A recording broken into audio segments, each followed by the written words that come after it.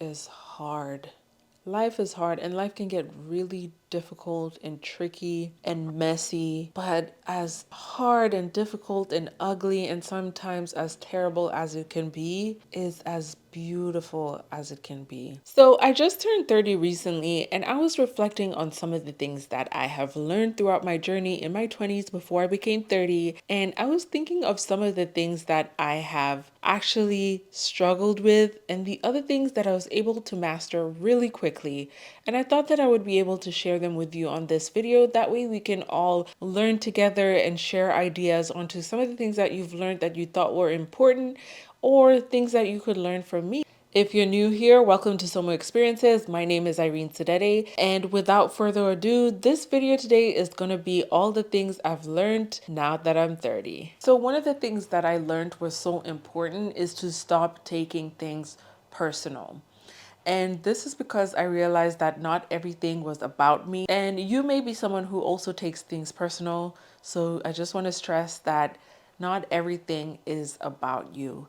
And I don't mean that to make you feel isolated in any way or to feel like you have no importance in this world. No, I mean that in the sense that a lot of people, especially as adults, we have our personal things that we are worried about. So, for the most part, the things that we are going through as individuals tend to take precedent or are usually more important for us to deal with as opposed to having to deal with other people or other things around us. Sometimes the way people respond or the way people react, or even sometimes the way you interact with people may be different or it might change or may not be what you expected them to be. And for the most part, I've learned that those things are not personal. They're not a reflection of who I am or who they think I am. Sometimes people are just going through things or people are experiencing things, and the way that they approach their interactions with you are different, or they may show up in a way that is not what you were used to or what you expected. Stop taking things personal because most of the time it has nothing to do with you. The other thing that I learned is to invest in yourself. Yes, take the time to actually invest in yourself, whether that's paying for that certification that's going to upskill your knowledge and your skills so you can get a better position, or if that looks like investing in the products that you use or the clothes that you wear so that when you present yourself, you look different. Investing in yourself is something that is so important. And this is because not only will it boost your confidence, it will also be beneficial for you, like with your career long term or even in the lifestyle that you want to live. But I do want to stress that investing in yourself is not always material things. Sometimes investing in yourself looks like paying for that therapist so that you can see them once or twice a month to work on your mental health or your emotional health. Sometimes it also looks like investing in that personal trainer so that you can get to a good place with your physical health. For instance, I have a personal trainer who helps me a lot with mobility. So they're not just helping me look and feel good, they're also making sure that I'm functioning better than I was before. So doing things like mobility stretches have been so helpful. And I honestly feel like if I wasn't paying for this personal trainer to help me with that, I probably would have never started doing it, or I would have started doing it when it was too late. For all of you who are complaining, who are like, I woke up and my check engine light for my body came on and my knees don't work the way they used to.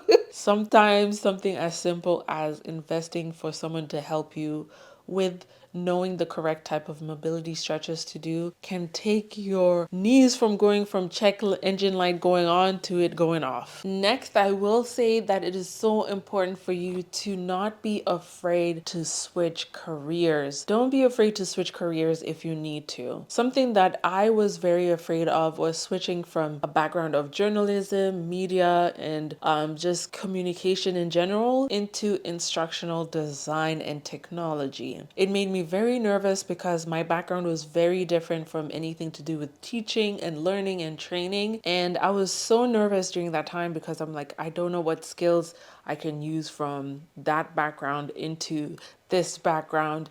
And I was so nervous about it, but it was one of the best decisions that I've made For those of you who want to learn more about my journey into my transition into instructional design, I do have a video that I did on that. But what I will say is that it was such a great experience because I've been able to not just advance quickly, but I've also been able to thrive into instructional design and technology in such a short time. And I'm so glad I did it too, because a lot of the skills that I had from media and journalism and entertainment have been so transferable to what I'm doing now that I was just so nervous about nothing.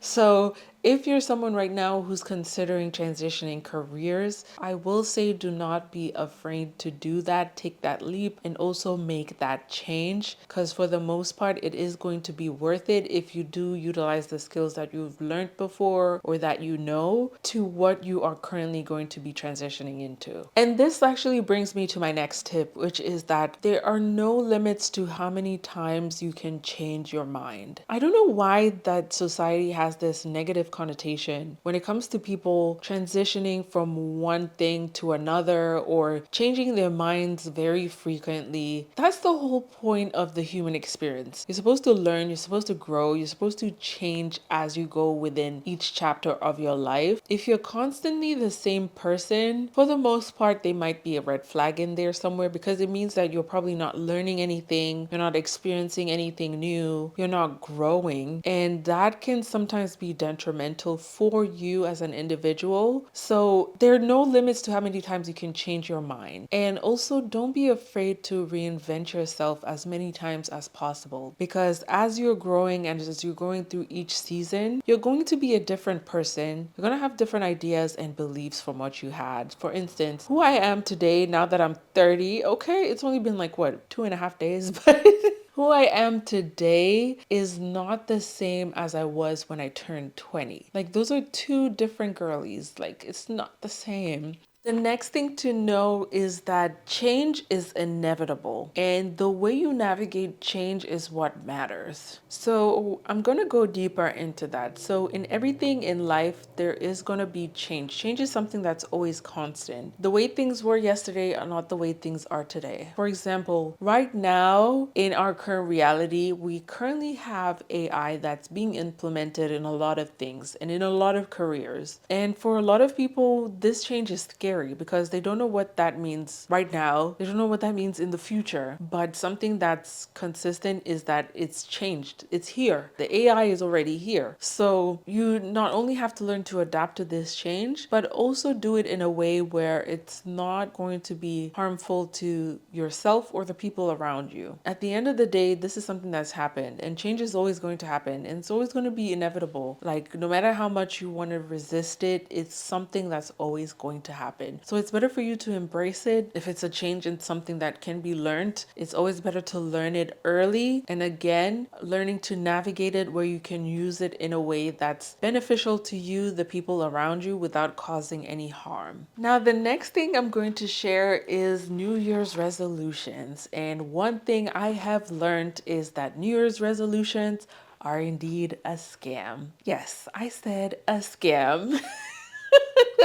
And the reason why I say they are a scam is because I don't think that they're sustainable. I have done as many New Year's resolutions as I can remember, and none of them were ever effective. What I have learned is that every day is a chance for a resolution. And I know it sounds corny, but it's the truth. Every day is an opportunity for you to create a goal, create a path, vision of what you want your life to look like. This is something that you can practice more efficiently when you do it on a daily basis or monthly or even weekly. I would even go for a quarter year resolution rather than New Year. With New Year's resolutions, you end up losing momentum. For instance, it's December, you set your goals for the year, and then by the time it's like June, you've lost motivation, you haven't checked in on the resolutions that you made. Most of the time, you get exhausted and tired, and then by the time it's December again, you haven't really done much from what you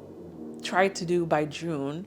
So now it's December again. You're freaking out because you haven't done what you did in the previous year. And then you have to set goals for the next year. It's too much. It's chaotic. So I approach things more on either a daily basis, but preferably monthly. So I'll create a plan for the month and then break that down day by day. The other thing that I have learned, which, oh my gosh, this one has been a really tough one, but I have learned that life is hard. Life is hard and life can get really difficult and tricky and messy, but as hard and difficult and ugly and sometimes as terrible as it can be, is as beautiful as it can be. And this is really hard because I think sometimes when we're going through things, we forget the nuances that exist with life. And also, we forget the duality that exists as well. So, you may be in a season where things are just terrible, horrible, and emotionally and mentally it feels so bad. But it's like at the same time, at the end of this season, there's a different experience of life that can be so beautiful. It's really tough because I'm just thinking back to a season where I was really going through it. And at the time, I didn't realize how good it could get because I didn't see anything other than what was happening. And right now, where I am compared to where I was is like day and night. Like, I can't even explain it. It's day and night. I think it's important to understand, and a lot of times, the beauty of life exists in the realities that we create for ourselves and the choices that we make for ourselves. Some things are out of our control, for sure. I would never take that away from people. Some things are definitely out of your control and they end up deterring your life or turning it into a different way. But for the most part, it is kind of dependent on you as an individual, and what you decide is what you're going to do to make your life beautiful. So, for instance, the choices that you make, sometimes success and money is not what makes your life beautiful. It's the little things that you choose to do on a daily basis that make your life beautiful. Sometimes the choices that you make are what's going to change your whole trajectory of how your life is going to turn it from one thing to another. Now, the other thing that I've learned, which a lot of you may have heard on my previous videos, is to embrace a growth mindset and get rid of that lack mindset, or get out of it, grow out of it, do whatever you need to do, but embrace a growth mindset. And I'll also add, embrace a growth and an abundance mindset. And the reason why is that because when you embrace this mindset, you're always looking for great things to happen. You're always looking for opportunities that are coming your way. You approach things with more confidence and with more positivity, other than a lack mindset where you tend to hold on to things that are just not working out. For instance, I was someone who had a lack mindset, and there was a point I was holding on to something that I knew was not working, but because I thought that this was the only chance that I had to get this particular thing or to experience this particular thing, I was like, I cannot let it go. I cannot let it go. And it ended up affecting me across the board. And the moment that I let go and just was like, you know what? There's more out there. There's actually something different. I can change or I can pivot if I want to. When I did that, things changed so drastically. And I remember I was thinking back and I was like, what was the point of me holding on to that? Like, it was not working. Nothing about it was working. So embracing a growth mindset is so important, especially when you're in your adult stage of life. And the next one, which I love so much, is to always trust your intuition. Your intuition will never fail. And I know this sounds like one of those internet guru type of things, but no, I have practiced this and I've kind of mastered this to some extent. This was one of the things that for me was easy to actually master compared to the other tips that I'm going to mention in this video. Trusting your intuition is so important because your intuition is what is going to lead you to where you need to be. And it's so interesting because when people say trust your intuition, trust your gut, it sounds very like, are you on Earth? Like, what planet do you live on? But your intuition really will guide you. It's that thing that tells you, no, don't go left, go right. And you don't know why, but it's telling you don't go left, go right. And then you go right. And at the moment, something may not have happened, but you hear about something later on where you're like, that day when you decided to go right instead of left, do you know that this and this happened left, and you're like, and it's so interesting how that works out. But your intuition literally technically works like that. You find yourself in situations where you just go with it, and for the most part it's usually right. And what I like to tell people is that to master your intuition, you have to practice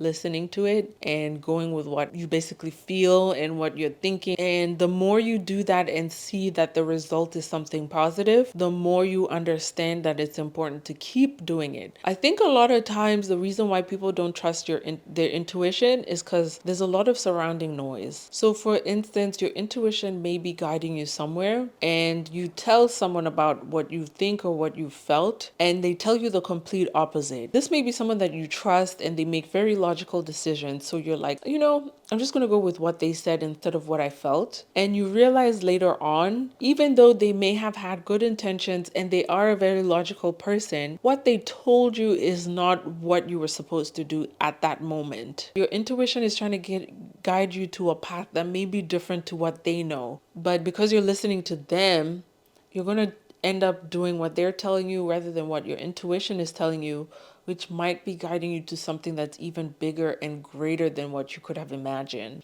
The next thing that I've learned, which is so popular right now, is to be yourself and to be authentic. As you grow older, being yourself is what gives you the confidence to show up as who you are, live in your truth, express the ideas that you have, express the creativity that you have. It also allows you to live the life that you want to live. When you live a life where you're being yourself, you tend to stop being a people pleaser. You also tend to stop living a life where it is written by someone else. Instead, you're the one writing the script of how you want your life to play out. Whew. This other one also hits really, really hard. This one is deep. I want to refer to the term that a lot of you have probably heard, which is to love yourself or to love others. But I want to extend that and change that whole sentence into love yourself and love others because you believe it's worth it, not because it's the right thing to do. And I'm going to repeat that. Love yourself and others because it's worth it, not because you believe it's the right thing to do. The reason why I say this is because I think a lot of times when people hear the term, love yourself or love others, you only think it's worth it when it's the good things. But when it's like the bad areas of someone or the things that you consider are not things that are lovable, you don't think it's worth it. So you don't give yourself or you don't give others the love that they should be receiving because of that. So when you're approaching love with the idea that it's holistic, so it's all rounded, it's good, it's bad, it's neutral, it's when someone is exciting, when someone is bored, when you're feeling your best, when you're feeling your worst, when you extend love in all those different areas and facets of who a human can be, it's so different. It's so different. And you're not doing it in a way that you feel like is altruistic. So you're not doing it because you want praise. I think a lot of people are also performative with their love. So they do it only because it's altruistic or because they're going to get some kind of kudos or praise. They're not doing it for the genuine idea that they believe giving and receiving love because it's worth it. Oh, and another one that I have on the list, which is also very deep, and I'm actually going to read it so I make sure I get it right. And what I put down is heal your inner child and befriend and listen to your future self. And yes, that's another one that sounds like one of those internet gurus. So healing your inner child is basically your past self, and then your future self is who you think or who you want to be in the future. Healing your inner child means going to who you are as a younger person or in your childhood and really, really paying attention to some of the traumas that you had, experiences that you had, and healing that so that it is in alignment with who you are today and who you want to be in the future. Now, healing your inner child is so important because a lot of us carry along the pains, the traumas, all of that stuff that we experienced as a child into our present selves. And then it shows up as who you are as a functioning adult. And when you don't address that, sometimes it can come across as you having a low emotional intelligence or you not being able to address things as you should, not standing your ground, just different things because you're showing up as that child that you used to be, even though you're in an adult's body. So let's get into the second part of that statement that I made where it says, and befriend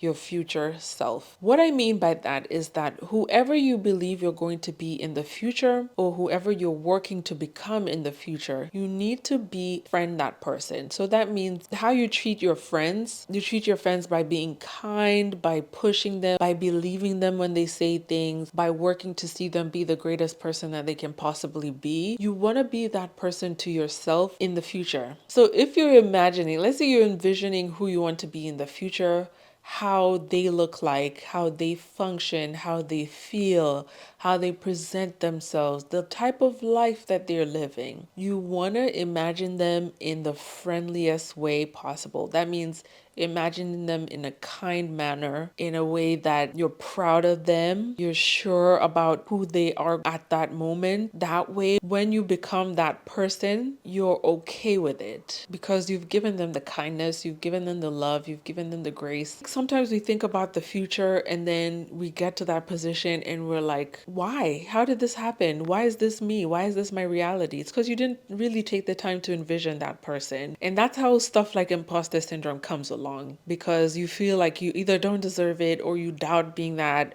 or all these other things. But if you've already befriended your future self, by the time you get to that person, you're okay with it and you're confident and you're proud of that person. When I say the future person, I'm not even just saying like the future person like in 15 years from now. I mean, even tomorrow. For instance, something as simple as me visualizing my future self going to the gym, because that has been something I've been struggling with.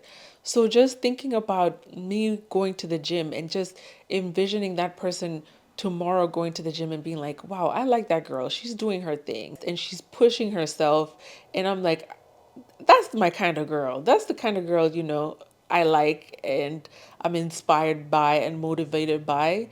It's helped because when I do get to that next day and I'm struggling, I'm thinking of myself in a more graceful way and with more kindness. So that's how I would explain it when it comes to that.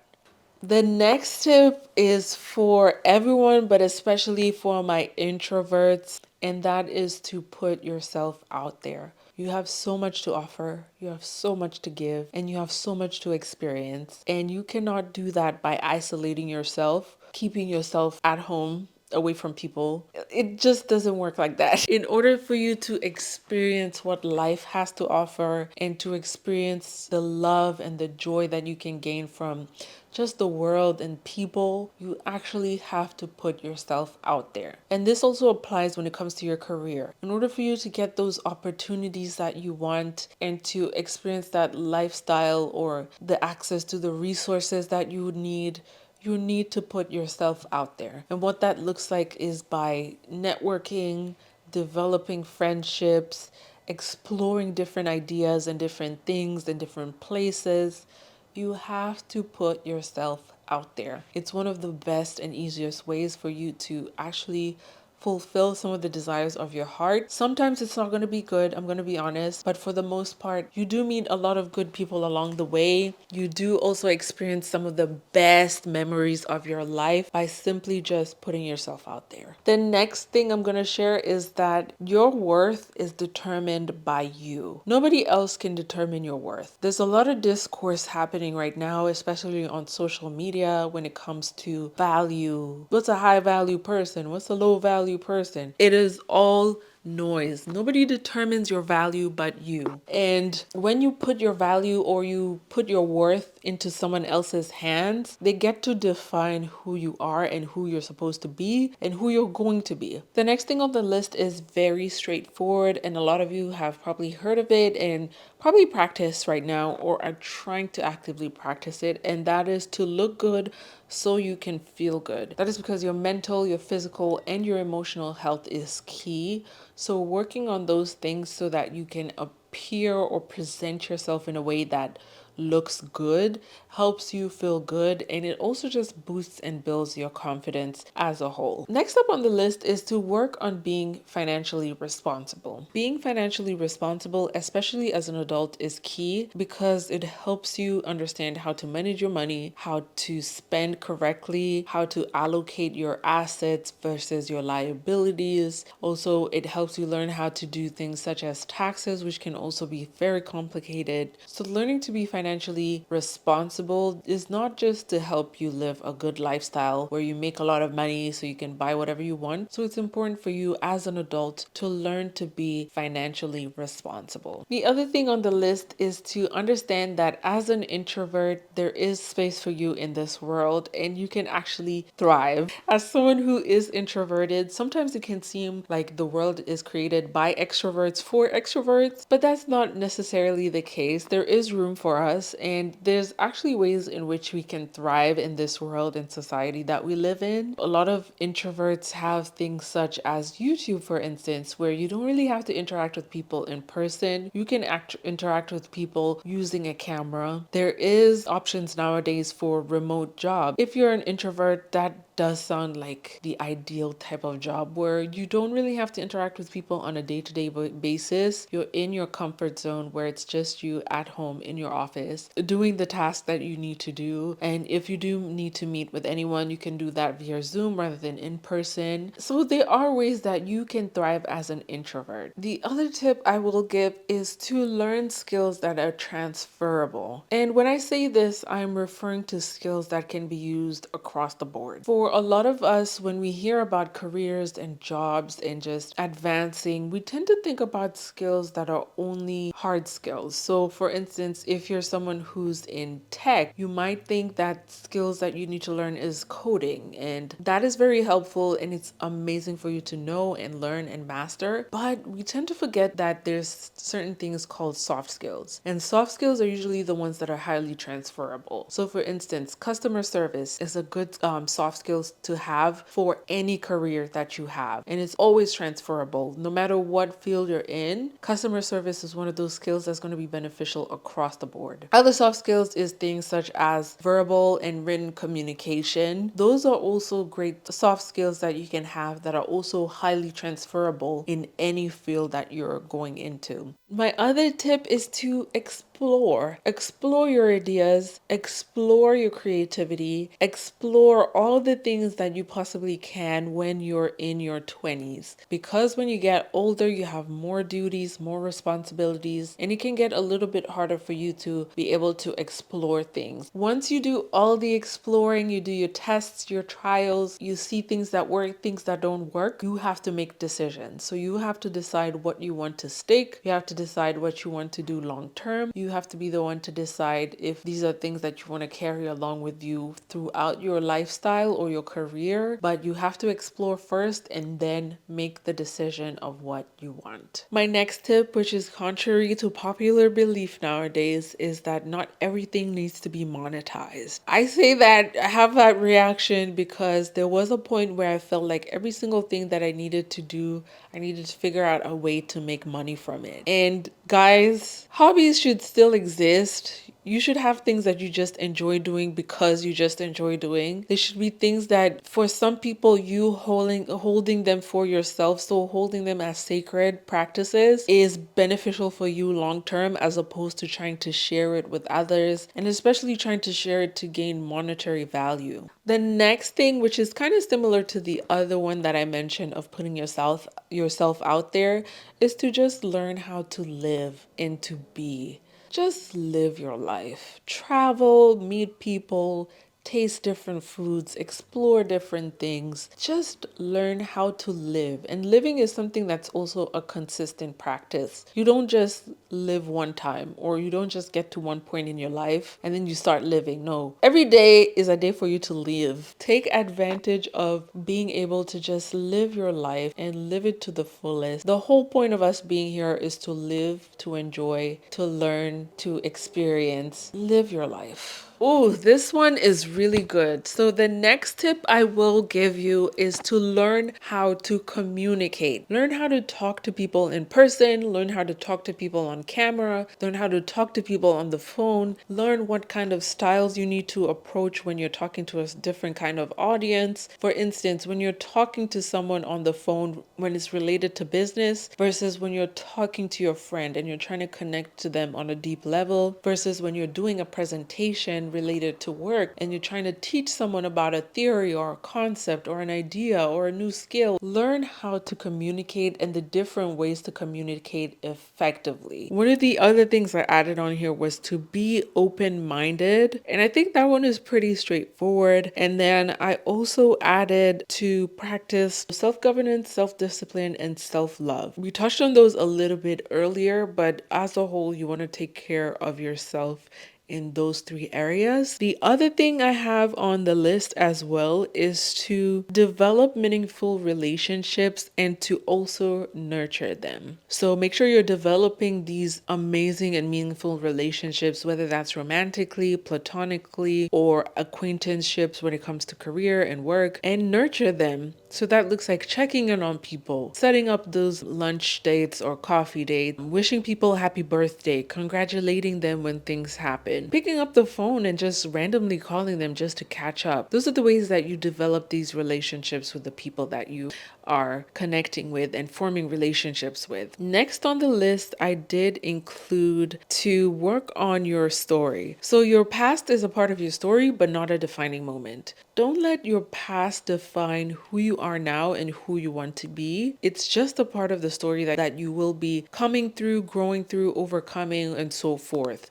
So always remember to focus on your present and the future, and just use your past as a learning lesson and not really as who it defines you as a person. The next one, which is really important, is to speak up. Learn to advocate for yourself, learn to share your ideas, learn to communicate, as I mentioned earlier. Just learn to use your voice. The next one is to remember that the next one kind of ties to a statement that people usually say, which is that you attract who you are. And I'm actually going to counter that and say you are who you settle for. So you may attract a certain kind of person, but if you do not settle for that, that is not a direct reflection of who you are at the moment. But if you attract a certain type of person and you settle for that person, that is a direct reflection of who you are, because you cannot settle for something that you're not. So in the different phases of your life, you have to understand who you are. So if you know, like right now in your current journey, you're in a state of desperation, I would avoid settling for things that you know are like the bare minimum, because you know at your core, you're in a state of desperation. And if you do settle for that bare minimum thing or person, it is a reflection of you currently, because at that current state you are desperate. And then the next tip, which I also added on my list, and I want to make sure I'm reading that correctly, is to learn to say no when you mean it and say yes when you feel it. So when you mean no, say no, and when you feel that you need to say yes, say yes. All right, and that is all I have for today. Thank you so much for watching this video. I hope you enjoyed it. Leave a comment below if you have anything to add, and I will see you in the next one.